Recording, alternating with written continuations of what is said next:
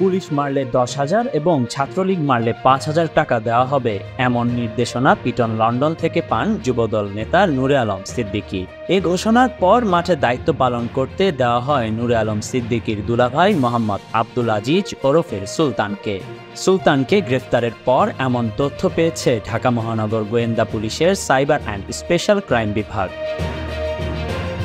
DB বলছে, গ্রেফতার আব্দুল আজিজ ছাত্রদের মিছিলে টাকার বিনিময়ে টোকাই ও ছিন্নমূল শ্রেণীর লোকদের ঢুকিয়ে দেন।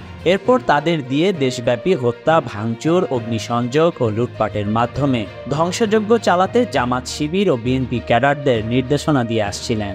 টাকার বিনিময়ে টোকাই ও ছিন্নমূলদের দিয়ে রাজধানীর উত্তরা, আবদুল্লাপুর সহ দেশের বিভিন্ন গুরুত্বপূর্ণ স্থাপনায় ভাঙচুর, অগ্নিসংযোগ ও হত্যাযজ্ঞ চালানো হয়।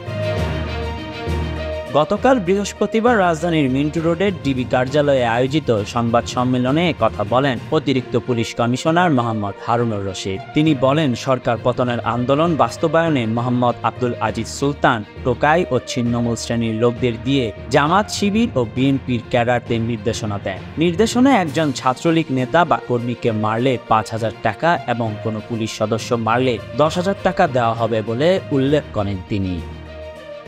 Khandakar Ishtiaq, news now 24।